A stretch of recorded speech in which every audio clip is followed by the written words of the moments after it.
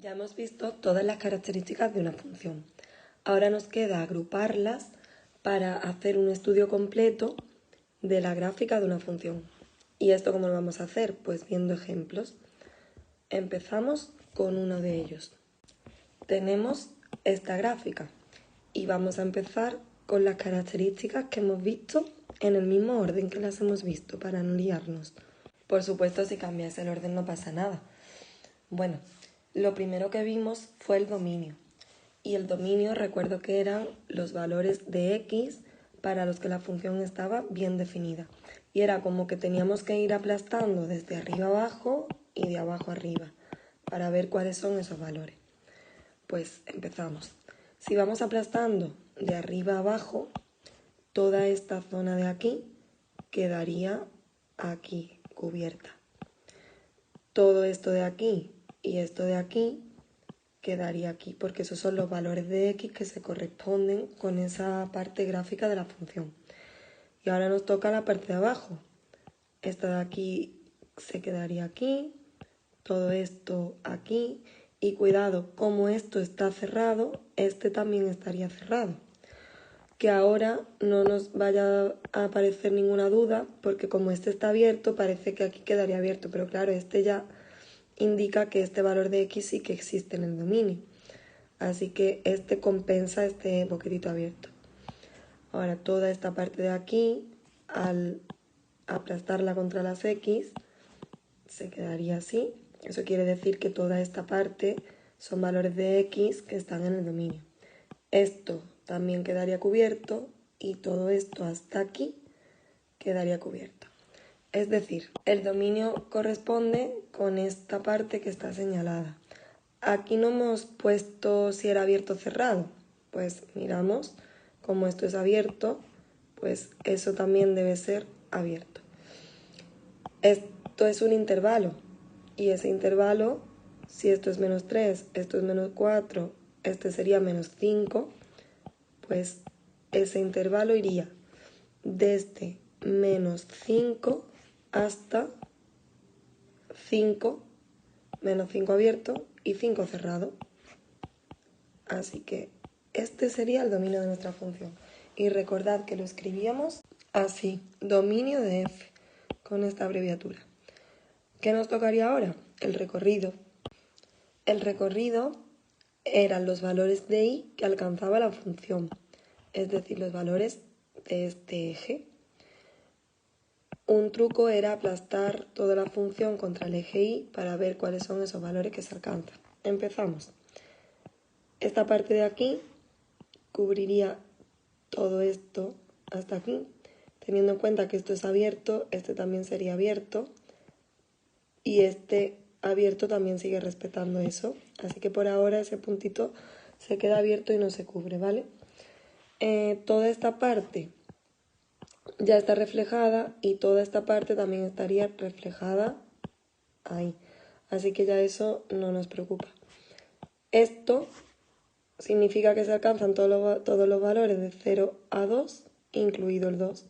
Así que lo señalamos. Y todo esto, si os fijáis, también está ya reflejado aquí. Ahora nos tocaría la siguiente montañita, que sería esta parte.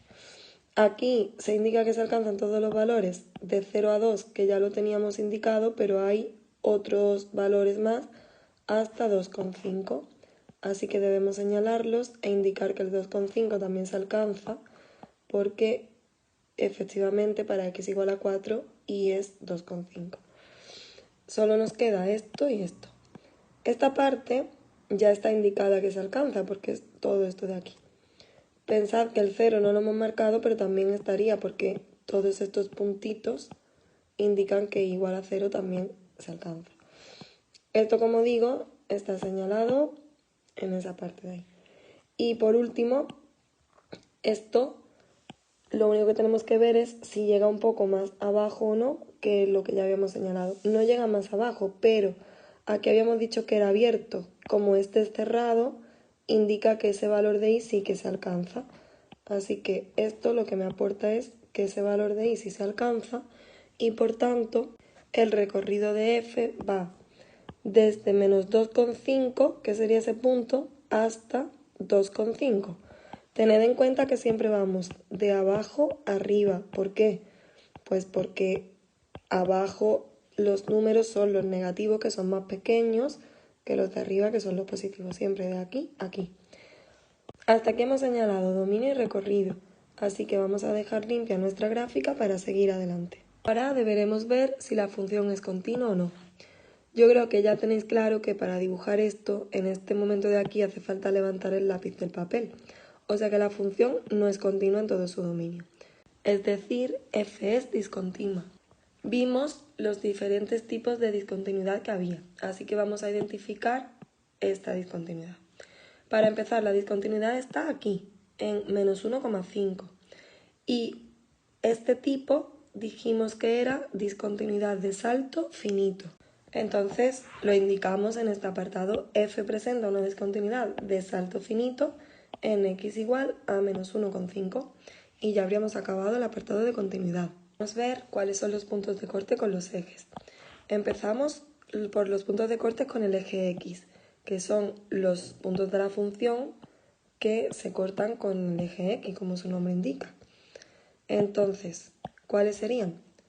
Si lo vamos señalando, serían este de aquí, que lo voy a llamar el punto A, este, que sería el punto B, este, el C, este, el D, el E y el F. Como podéis ver, esta función tiene un montón de puntos de corte con el eje X. Recordad que los nombres de los puntos siempre van en letras mayúsculas y que igual que lo he llamado A, B, C, D, lo podríamos haber llamado P, Q, R o como hubiese querido. Empezamos con el punto A. Estos puntos de corte tienen la característica de que siempre la segunda coordenada es 0, porque como podéis ver, la altura es 0. Eso es porque son puntos de corte con el eje X. El punto A sería menos 4,2, por ejemplo, menos 4,3, 0. Entonces, menos 4,2, 0. Cuando no son puntos exactos, si ponéis un decimal más o menos, no pasa nada, ¿vale? No os preocupéis por eso. Bueno, vamos al punto B. El punto B, que en este caso tampoco está en un lugar totalmente exacto, pues sería menos 2,8, por ejemplo, 0. Podría ser menos 2,8, menos 2,9, pero bueno, yo creo que menos 2,8 es una buena aproximación. El C sí está perfectamente claro, que sería el punto 0, 0. El D también coincide en un punto exacto, que sería el 2, 0. El E no está exacto, pero bueno, sería 2,7, por ejemplo. El E, el 2,7, 0. Y por último, el F sería 4,5, 0, que es este punto de aquí. Pues nada, vamos a por los puntos de corte con el eje Y. Como sabéis, no puede haber más de uno, porque si hubiera más de un punto de corte en este eje, significaría que para x igual a 0 hay varios valores. Entonces, eso no concuerda con la definición de función, ¿vale? Eso no sería una función. El único punto de corte que hay con el eje Y es este de aquí, en este caso, que coincide con el punto C de antes, que es el 0, 0. Lo indicamos ahí para que sepamos que tenéis claro que este punto de corte también es con el eje Y, aunque también esté aquí, ¿vale? Con esto ya habríamos acabado este apartado. Ahora deberíamos ver el crecimiento y el decrecimiento de la función. Esta función es creciente aquí, aquí y aquí, ¿vale? Pues debemos ver en el eje X cuáles son los intervalos que corresponden con ese crecimiento. Esta primera parte, iría desde menos 5 hasta menos 3,5, porque es como cuando hacemos el dominio, tenemos que ver qué valores de x se corresponden con esto. Recordad que en este apartado los intervalos siempre eran abiertos. Empezamos, por tanto, indicando que f es estrictamente creciente en el intervalo menos 5, menos 3,5. ¿Dónde más era creciente? Pues aquí. Y eso va desde menos 1,5 hasta 1, que son los valores de x que se corresponden, ¿vale? Para unir intervalos, para señalar varios intervalos seguidos, se ponía el símbolo de unión. Así que lo hacemos así. Ahora, en este tramo también es creciente y eso va desde 2,5 hasta 4.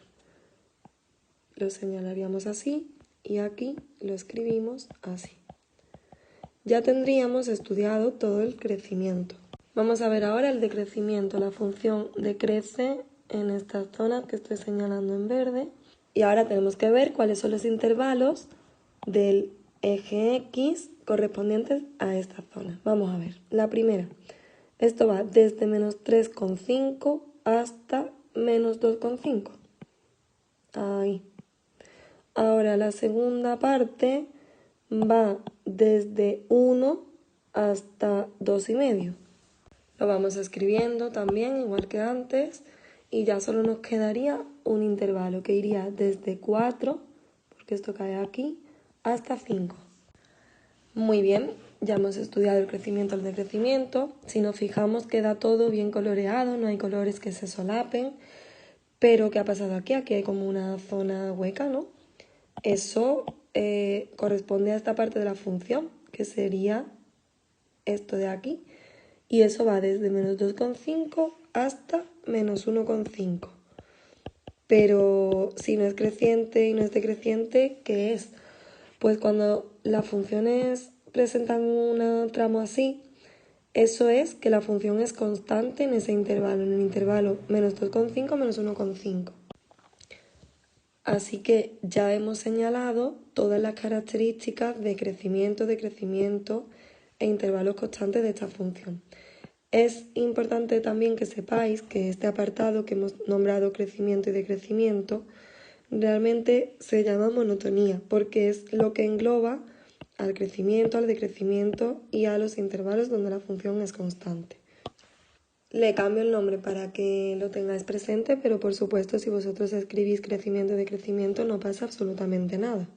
El siguiente apartado sería el de máximos y mínimos. ¿Cuáles son los máximos de esta función? Pues este de aquí y este de aquí. ¿Cuáles son los puntos a los que corresponde? Pues tenemos que mirar en el eje de las X y en el eje de las Y. Acordaos que los máximos y los mínimos se clasificaban en absolutos y relativos. Entonces debemos tener eso en cuenta antes de escribirlos para después no tener que volver atrás. A ver, el absoluto era el más alto de todos y que no hubiera ninguna parte de la función más alta que él. Este no es ni este tampoco, porque este es más alto que este y este es más alto que este. O sea, que el único candidato a ser absoluto sería este de aquí. ¿Hay alguna parte de la función por encima de este valor, es decir, por encima de 2,5? No hay ninguna parte de la función si miramos por aquí. Así que este máximo es absoluto. Y este máximo está en el punto 4, 2,5. Que es x igual a 4 con valor igual a 2,5. Ya hemos señalado nuestro máximo absoluto. Y los máximos relativos pues serían estos dos que nos quedan aquí. Uno está en x igual a menos 3,5 y su valor es 2 y el otro está en x igual a 1 con valor 1,5. Para simplificar, a veces también se escriben los extremos como puntos. Cuando yo digo que hay un máximo absoluto en x igual a 4 con y igual a 2,5, eso es lo mismo que decir que en el punto P, por ejemplo, que es el punto 4, 2,5, hay un máximo absoluto. Así que lo podríamos escribir así y poner aquí P. Os escribo la letra mayúscula del punto delante porque si no os podéis liar con la notación de puntos e intervalos. Así que yo os recomiendo que cuando escribáis punto le pongáis nombre, el que queráis, pero así nunca os vais a liar con los intervalos. De igual manera aquí podríamos escribir en el punto menos 3,5, 2 y aquí en el 1, 1,5. Veamos dónde están los mínimos. En este caso solamente hay un mínimo que es ese de ahí. Y es absoluto o relativo. Pues como hay valores de la función por debajo de este punto, estos valores, estos, ese mínimo es relativo. Lo indico de esta manera, que hay un mínimo relativo en el punto 2,5 menos 0,5.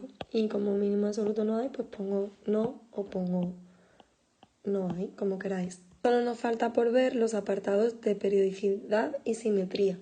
Si nos fijamos en esta función, vemos que no es periódica porque no hay un periodo, una parte que se vaya repitiendo y forme la función completa. Simplemente ponemos que no es periódica y ya está. Pero es que si nos fijamos en la simetría, también vemos que tampoco es simétrica. Porque si aquí ponemos un espejo, está claro que esta parte no es igual que esta. Y si hiciéramos el doble espejo, tampoco esto se refleja aquí después aquí abajo. Tendría que haber aquí unas montañitas. Así que nada, tampoco es simétrica. Y con esto hemos acabado el estudio gráfico de esta función. El siguiente ejemplo lo haré en otro vídeo para no alargar este más.